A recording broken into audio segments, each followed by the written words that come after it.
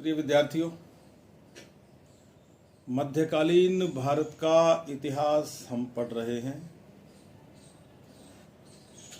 और हमारा जो अध्याय चल रहा है उसका नाम है कुतुबुद्दीन ऐबक। भारत में तुर्क सत्ता की स्थापना के संबंध में हम 712 ईस्वी से चले थे और 1192 पे आके रुके थे। इसके आगे हमने कुतुबुद्दीन ऐबक की चर्चा करनी शुरू की थी कि वह मोहम्मद गोरी का दास था और भारत में मोहम्मद गोरी के जो प्रमुख क्षत्रप थे उनमें से वह एक था। प्रमुख क्षत्रप थे 3। एक तो कुतुबुद्दीन ऐबक, दूसरा नासिरुद्दीन कुबाचा और तीसरा बंगाल का अली मर्दान खिलजी। खैर 1206 में मोहम्मद गोरी मर गया। मोहम्मद गोरी के मरने के बाद में उसका उत्तराधिकारी हुआ उसका भतीजा गयासुद्दीन महमूद। अब कायदे से तो हिंदुस्तान गयासुद्दीन महमूद का हुआ, लेकिन ये तीनों ही आदमी जानते थे कि जो नया सुल्तान बना है गोरी की जगह, वह गोरी जितना योग्य नहीं है और वह हिंदुस्तान पर कब्जा बनाए हुए नहीं रख सकता। इसलिए इन तीनों में संघर्ष होना स्वाभाविक था। इनमें सबसे ज्यादा होशियार निकला कुतुबुद्दीन ऐबक। उसने बड़ी चतुराई से एक समझौता गयासुद्दीन महमूद के साथ किया कि देखिए, आपकी सत्ता को चुनौती देने वाले लोग जैसे ताजुद्दीन यालदोज, आपकी सत्ता को चुनौती देने वाले लोग मौजूद हैं। ख्वारिज्म का शाह भी आप पर नजर गड़ाए हुए है। ऐसे समय में मैं आपकी मदद कर सकता हूं, लेकिन मेरी शर्त यह है कि आप मुझे हिंदुस्तान का सुल्तान घोषित कर दो। और गयासुद्दीन भी जानता था कि भारत पर कब्जा बनाए रखना उसके लिए संभव नहीं है। वह समझौते को नहीं मानता और उसके बाद भी गोरी यदि अपने आप को यहां सुल्तान घोषित कर देता तो वह वहां से आके अफगानिस्तान से यहां आकर उससे मुकाबला कैसे करता। तो उसने इस समझौते को स्वीकार कर लिया और लाहौर में कुतुबुद्दीन ऐबक ने अपना राज्याभिषेक करवा लिया। राज्याभिषेक हो गया, लेकिन उसके सामने कठिनाइयां बहुत थीं। पहली कठिनाई तो यही थी कि वह खुद एक दास था। कुतुबुद्दीन ऐबक मोहम्मद गोरी का एक दास था। उसको मध्य एशिया के एक मुसलमान सरदार ने खरीदा था और फिर वह बिकता बिकता अंत में मोहम्मद गोरी द्वारा खरीदा गया। दिखने में कोई बहुत आकर्षक व्यक्तित्व नहीं था कुतुबुद्दीन का, लेकिन योग्य था, इसलिए वह मोहम्मद गोरी का विश्वास पात्र बनता चला गया और आपने देखा कि 1192 के बाद ऐबक को गोरी ने भारत का एक बड़ा क्षेत्र संभालने के लिए दिया। वो जमाना था जिसमें एक गुलाम सुल्तान नहीं बन सकता, ऐसी आम धारणा थी। यह कोई ऐसा नहीं है कि कोई बना ही नहीं, मैं ये नहीं कह रहा, बहुत बने हैं, लेकिन बनने के बाद सभी ने यह कोशिश की कि किसी तरह से दासत्व से मुक्ति मिल जाए। तो अब यह गुलाम था, और चूंकि ये कुतुबुद्दीन ऐबक भारत का प्रथम मुस्लिम सुल्तान माना जाता है और गुलाम था। इसके आगे भी कुछ लोग जो बने वे भी गुलाम थे, तो इसलिए सल्तनत काल को लोग गुलाम वंश भी कह देते हैं। तो अब इस दासत्व से मुक्ति कैसे हो? एक तो यह उसके सामने चुनौती थी। यद्यपि उसने अपने नाम के सिक्के भी ढलवा लिए, उसके नाम का खुतबा भी पढ़ा जाता था। खुतबा क्या होता है? वैसे तो खुतबा पढ़ने का मतलब अपनी तारीफ करना होता है, लेकिन यहां जो अर्थ है वह यह है कि शुक्रवार की नमाज में उसका नाम लिया जाता था। यदि सुल्तान का नाम शुक्रवार की नमाज में शामिल कर दिया जाता है उसके पूर्वजों के साथ, इसका मतलब यह है कि आम मुस्लिम समाज, मुस्लिम अमीर, मुस्लिम जो इस्लाम को जानने वालों का, इस्लाम के विद्वानों का वर्ग उसको स्वीकार कर रहा है। आप इसको इतना ही समझ लीजिए। वैसे तो जो वो मुस्लिम संत हुए हैं उनके जन्म दिवस पर और दूसरे किन्हीं विशेष अवसरों पर जो उपदेश दिया जाता है उसको भी खुतबा कह देते हैं।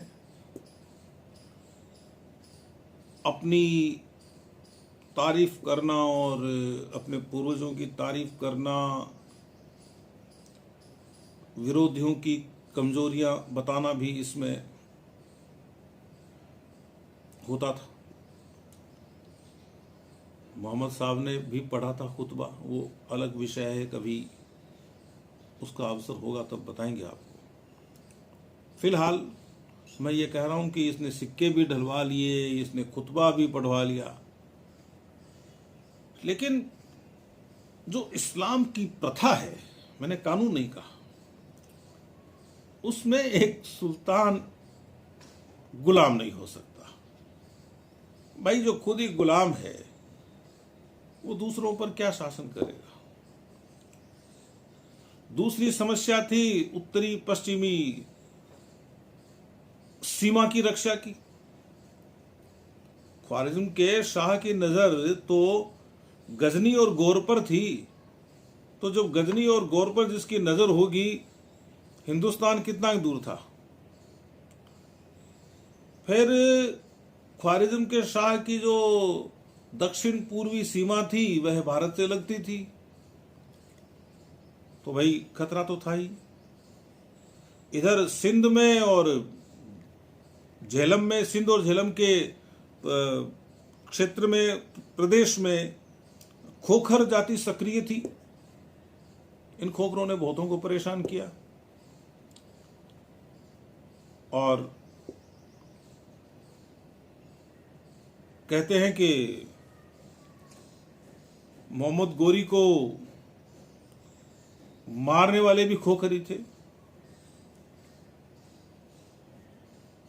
फिर अब कुतुबुद्दीन ऐबक तो बन गया सुल्तान, लेकिन मुइजुद्दीन बिन साम के, मतलब मोहम्मद गोरी के सारे ही जो कृपा पात्र थे या जिनको अच्छे अच्छे पद मिले हुए थे वे सारे थोड़ी सुल्तान बन गए। तो जो सुल्तान बन जाएगा उससे उनको तकलीफ होगी। अब उनकी तकलीफ को कैसे मिटाया जाए, उनकी ईर्ष्या का शमन कैसे किया जाए, उनको संतुष्ट कैसे किया जाए, यह भी इसके सामने एक समस्या थी, प्रॉब्लम थी।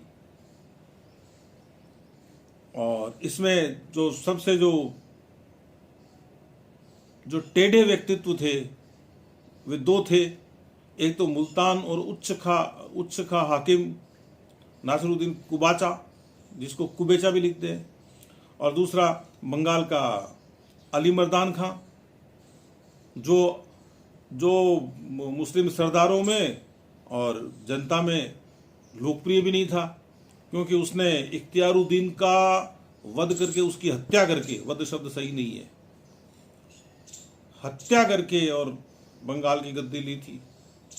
अब कायदे से तो क्या है कि ये जो जितने भी ये जो सरदार हैं, चाहे वो कुबाचा हो, ये अली मर्दान खिलजी हो या दूसरे हों, ये सारे के सारे कुतुबुद्दीन ऐबक के अधीन हो गए, क्योंकि उसी को सुल्तान माना है मोहम्मद गोरी के उत्तराधिकारी गयासुद्दीन महमूद ने। लेकिन वे मन से माने तब ना, तो यह एक चुनौती थी उसके सामने। फिर भारत इतना बड़ा देश और यहाँ इतने सारे हिंदू राजा, उनसे कैसे निपटे? अपने अपने इलाकों के सभी स्वामी और उनमें बहुत सारे वीर। केंद्र में मुस्लिम सत्ता उनको मंजूर ही नहीं थी। यह अलग बात है कि आगे जाके उन्होंने इस सत्ता के साथ एक तरफ संघर्ष किया तो दूसरी तरफ तालमेल भी बनाया, क्योंकि हम भारतीय आत्मसातीकरण की प्रवृत्ति रखने वाले लोग हैं। लेकिन ये चुनौती तो थी ना कुतुबुद्दीन ऐबक के सामने। ऐसा तो है नहीं कि उसे उत्तराधिकार में कोई बहुत ही अच्छा और जमाया शासन मिल गया था, इसलिए उसको इससे निपटना था। फिर एक और जरूरी बात है कि सुल्तान बन जाने का मतलब क्या विरोधियों को परास्त कर देना, उनको निष्क्रिय कर देना, अपने विरुद्ध निष्क्रिय कर देना, या खुतबे में नाम पढ़वा लेना या सिक्के ढलवा लेना ही है क्या? यदि आप सुल्तान बनते हो, यदि आप शासक बनते हो, यदि आप राजा बनते हो, तो आपको अपने क्षेत्र की सुरक्षा करने के साथ साथ उसका प्रबंधन भी तो करना पड़ता है, उसका मैनेजमेंट भी तो करना पड़ता है। वो मैनेजमेंट करना इस्लामी व्यवस्था के अनुसार करना, क्योंकि भारत की जो मूल व्यवस्था थी उस समय वह तो दूसरी थी। प्रांतों में जहां हिंदुओं का शासन है वहां की व्यवस्था तो दूसरे तरीके से संचालित होती थी, वहां के काम तो दूसरे तरीके से संपादित होते थे। इसे अपनी इस्लामी व्यवस्था में ढालना जितना वो ढाल सके। इसके अलावा क्या बचता है? इसके अलावा वह भी जरूरी है, कोई पढ़ने की पढ़ाने की व्यवस्था समाज में, लिखने लिखाने की व्यवस्था। तो इस तरह से बहुत सारे काम उसको करने थे। वे काम कब करे? आगे जाके आपके सामने एक प्रश्न खड़ा होगा कि भारत में मुस्लिम सत्ता का वास्तविक संस्थापक कौन है? अब आपके सामने तीन नाम आएंगे। एक नाम आएगा मोहम्मद गोरी का, वह तो हो नहीं सकता, वह रहा ही नहीं, उसने तो अपने आदमियों को सौंप दिया था। अब यदि अपने आदमियों को विजित प्रदेशों को सौंपकर जाना ही सत्ता की स्थापना है, तब तो मोहम्मद गोरी को मान लीजिए आप, लेकिन नहीं है। फिर नाम आता है कुतुबुद्दीन ऐबक का। इसने कम संघर्ष नहीं किया। जो कठिनाइयां मैं बता चुका हूं आपको, इन कठिनाइयों को दूर करने की उसने पूरी कोशिश की, लेकिन अंत में जो कठिनाई मैंने आपको बताई कि एक प्रबंधन करना पड़ता है अपने राज्य का, एक सामंजस्य बनाना पड़ता है क्षेत्रीय जो राजा होते हैं या शासक हैं उनके साथ, एक वातावरण देना होता है जिसमें सामाजिक विकास हो। ऐसा कोई काम कुतुबुद्दीन ऐबक ने नहीं किया। अब नहीं कर पाया भी कह सकते हैं आप, उसको समय नहीं मिला, लेकिन हुआ तो नहीं ना। यद्यपि वह 1192 से ही संभाल रहा है, लेकिन 1192 से लेकर 1206 तक तो उसकी स्थिति एकदम दास की स्थिति है। मोहम्मद गोरी का दास है वो, तो कब अपने प्रयोग कर सकता था? उसकी हर लड़ाई, उसकी हर जीत मोहम्मद गोरी की जीत है। फिर एक नाम आपके सामने और आएगा, शमशुद्दीन इल्तुतमिश। उसके साथ सभी चीजें जुड़ी हुई हैं। उसने अपनी कठिनाइयों को भी दूर किया। ऐबक के सामने जो कठिनाइयां थी, उसी तरह की सी कठिनाइयां इल्तुतमिश के सामने थी, लेकिन उसने उनको दूर किया। वह गुलामी से भी मुक्त हुआ था। जब इल्तुतमिश का प्रसंग आएगा तब बताऊंगा। मोहम्मद गोरी का गुलाम कुतुबुद्दीन ऐबक, कुतुबुद्दीन ऐबक का गुलाम इल्तुतमिश। अब कोई किसी का गुलाम है और उसके बाद कोई उसका गुलाम है, और उसको जो सबसे जो जिसका मान लीजिए एक व्यक्ति कोई किसी का गुलाम है, उसको जिसका वह गुलाम है उसका स्वामी मुक्त कर देता है तो मुक्त हो गया। जब वह प्रसंग आएगा तब समझाऊंगा। तो किसको मानेंगे वास्तविक संस्थापक? यह एक बड़ा प्रश्न है। इस प्रश्न का उत्तर देते समय आपको बड़ी सावधानी बरतनी पड़ेगी। आप यदि इल्तुतमिश को दिल्ली सल्तनत का वास्तविक संस्थापक मानेंगे तो आपको यह बताना पड़ेगा कि ऐबक क्यों नहीं है या गोरी क्यों नहीं है। गोरी क्यों नहीं है यह तो बता देंगे, लेकिन इल्तुतमिश के सामने कुतुबुद्दीन ऐबक को खड़ा करेंगे तो आपको थोड़ी सी चुनौती झेलनी होगी। यह कहने के लिए होगा आपके पास कि कुतुबुद्दीन को समय नहीं मिला, 1210 में तो मर ही गया वह, तो फिर कब करता। लेकिन इतिहास में ऐसा होता तो ऐसा होता, ये नहीं कर सकते आप। ऐसा ही हुआ था, ऐसा इसलिए हुआ था, यह बताना जरूरी है। वास्तविक संस्थापक कौन था और क्यों था, यह बताना जरूरी है। यह प्रश्न बड़ी मुश्किल से पूछा जा सकता है। मैं तो नहीं पूछूं ऐसा प्रश्न कि भारत में मुस्लिम सत्ता का वास्तविक संस्थापक आप कुतुबुद्दीन ऐबक को क्यों नहीं मानते। मैं पूछूंगा तो ये पूछूंगा कि क्या आप कुतुबुद्दीन ऐबक को भारत में मुस्लिम सत्ता का वास्तविक संस्थापक मानते हैं? यदि मानते हैं तो तार्किक आधार पर अपने मत को सिद्ध कीजिए, या इल्तुतमिश को मानते हैं तो उसको सिद्ध कीजिए। या यह प्रश्न पूछा जाता है अक्सर कि आप कुतुबुद्दीन ऐबक और इल्तुतमिश में से किसे मानते हैं, तो वहां फिर आपको एक तुलना करनी होती है। तो कठिनाइयों पर उसने विजय कैसे प्राप्त की? अब है क्या कि ये जो गयासुद्दीन महमूद है ना, उसका शत्रु था ताजुद्दीन याल्दोज। आगे जाके बताऊंगा। ताजुद्दीन याल्दोज ने एक बार तो गजनी पर ही कब्जा कर लिया था।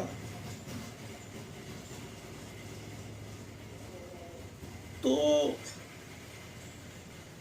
उसकी नजर भी हिंदुस्तान पर, वो खुद को कहता था कि मैं गौरी का उत्तराधिकारी हूं। तो गौरी का उत्तराधिकारी होने के नाते मैं तय करूंगा नहीं कि भारत की सल्तनत किसके पास रहेगी। वो गयासुद्दीन महमूद कौन है उसको सुल्तान घोषित करने वाला? वो उनकी आपस की लड़ाई है। इसकी वजह से ताजुद्दीन जो है ना, वो इसका भी शत्रु हो गया, ऐबक।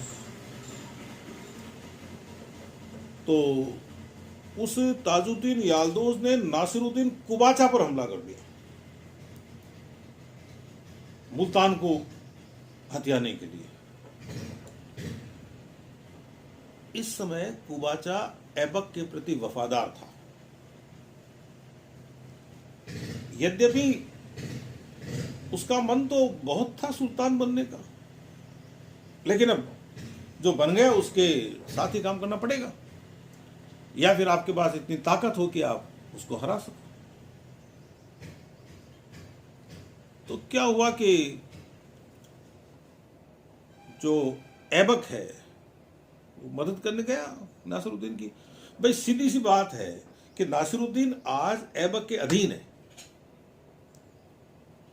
मान लीजिए कि वह स्वतंत्र होता या होने की स्थिति में होता, लेकिन कहता नहीं कि मैं स्वतंत्र हूं, तो भी ये तो जाता ऐबक तो, क्योंकि वो आगे फिर इसके राज्य की ओर बढ़कर आता ताजुद्दीन। तो ऐबक ने याल्दोज को केवल हराया नहीं, उसने गजनी पर जाकर कब्जा कर लिया। 40 दिन तक रहा वहां ऐबक। और एक बात जुड़ी हुई है ऐबक के इन 40 दिनों में गजनी में रहने से संबंधित रहने की एक बात जुड़ी हुई है। बात यह है कि कुतुबुद्दीन के स्वभाव में अब तक देखा नहीं गया था कि वह विलास भी पसंद करता है क्या, उसको मौज मस्ती भी सुहाती है क्या। लेकिन गजनी में उसने यह किया। उसने ये सोचा कि अब तो हम मोहम्मद गोरी के बराबर हो गए हैं, हिंदुस्तान हमारे पास है ही, और अब हम अफगानिस्तान के भी सुल्तान हो गए हैं। यह घमंड खा गया उसको। 40 दिन तक शासन किया उसने गजनी, और फिर भागकर भारत आना पड़ा। ताजुद्दीन ने वापस गजनी पर अधिकार कर लिया, लेकिन इन 40 दिनों का वहां गजनी में रहने का एक फायदा हुआ ऐबक को, कि याल्दोज समझ गया कि अब इसको छेड़ना ठीक नहीं है, तो उसने बाद में ऐबक को परेशान नहीं किया। उसकी भाई जब वो कुबाचा को परेशान कर रहा है तो ऐबक कोई कर रहा है, तो कुबाचा पे उसने बाद में दृष्टि डाली नहीं। एक फायदा उठाया उसने गजनी में रहने का, और वो बहुत बड़ा फायदा उठाया। उसने देखा कि गयासुद्दीन महमूद भाई गोरी का उत्तराधिकारी तो गयासुद्दीन महमूद ही है ना। ताजुद्दीन याल्दोज गयासुद्दीन महमूद को भी तो परेशान कर रहा है, महमूद उसे परेशान था। और जब इन दोनों के बीच में समझौता हुआ था कि ऐबक को दिल्ली का यदि सुल्तान, भारत का यदि सुल्तान घोषित कर दिया जाए तो हम आपकी मदद करेंगे याल्दोज के खिलाफ, तो ऐबक बोला वहां, बोला देख लीजिए हम आ गए हैं। गयासुद्दीन ने देखा ये आ तो गए हैं लेकिन ये गजनी पर कब्जा करके बैठ गए हैं, तो बोले आ गए हो तो अच्छी बात है। तो ऐबक ने कहा कि भाई आप हमें अब गुलामी से मुक्त कर दीजिए, हम गुलाम थे गोरी के, आप गोरी के उत्तराधिकारी हैं, इसके नाते हम आपके भी गुलाम हैं, और अब आप हमें स्वतंत्र घोषित कर दीजिए। वैसे तो आपने हमें जब हिंदुस्तान का सुल्तान मान लिया तो एक तरह से मुक्त ही कर दिया था, लेकिन इसकी विधिवत घोषणा कीजिए। अब यह जो गयासुद्दीन महमूद था, यह भी कोई गजनी में थोड़ा ही था, गजनी पर तो इनका कब्जा हो गया ना,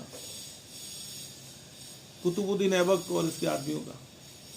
वो तो एक जगह है फिरोजकोर, उसमें दुबका बैठा था, तो उसके पास कोई विकल्प भी नहीं था इसको दासत्व से मुक्त करने के अलावा, तो उसके प्रस्ताव पर तो उसने उसको मुक्त कर दिया। और अब वह जब हिंदुस्तान आया तो एक गुलाम के रूप में नहीं आया। फिर आप तो प्राचीन भारत का इतिहास भी पढ़ते हैं, विश्व का इतिहास भी पढ़ते हैं, आप जानते हैं कि राजनीतिक संबंधों को प्रगाढ़ करने का एक माध्यम वैवाहिक संबंध स्थापित करना भी होता था। यदि आप विवाह कर लेंगे किसी वंश में, तो फिर आपकी उस वंश से मित्रता हो जाएगी, और अधिकतर मामलों में यह मित्रता हुई है। तो इसने नासिरुद्दीन कुबाचा के साथ अपनी बहन का विवाह कर दिया, बोले इसको पक्का कर ले। ताजुद्दीन याल्दोज के साथ, ताजुद्दीन याल्दोज की लड़की से अपना विवाह कर लिया, दोस्त बना लिया उसको। इसका एक गुलाम था और बिहार देख रहा था, इल्तुतमिश, उसके साथ अपनी लड़की की शादी कर दी। इल्तुतमिश बहुत प्रिय था ऐबक को, वो उसे पुत्र कहा करता था। तो इससे क्या होता है किसी के साथ वैवाहिक संबंध हो जाने से, कि उसके जो सरदार होते हैं ना, वे भी आपके पक्ष में आ जाते हैं। खैर, अब नासिरुद्दीन कुबाचा से तो बात बन गई, ताजुद्दीन याल्दोज से भी बात बन गई, लेकिन जो बंगाल का अली मर्दान खिलजी था,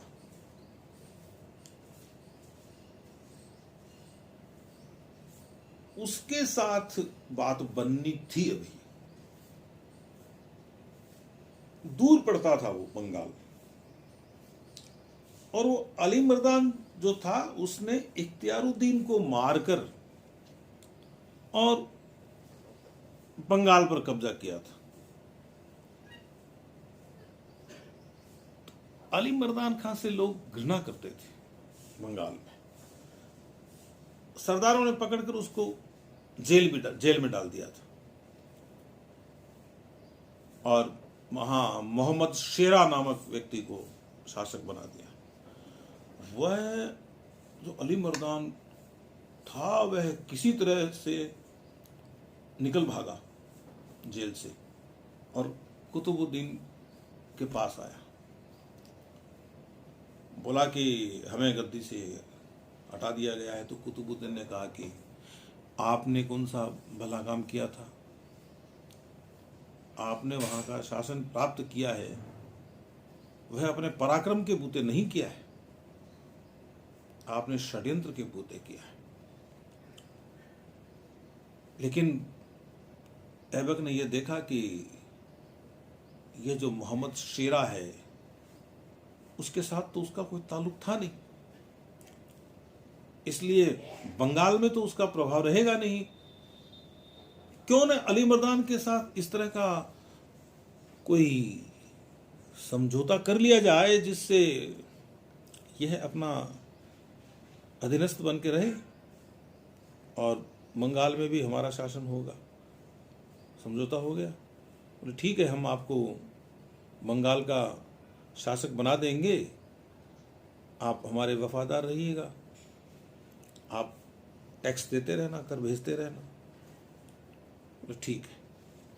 तो इस तरह से बंगाल भी दिल्ली के अधीन आ गया। लेकिन जो सबसे बड़ी चुनौती थी ऐबक के सामने वह थी भारत के हिंदू सरदारों की, उनमें भी राजपूतों की।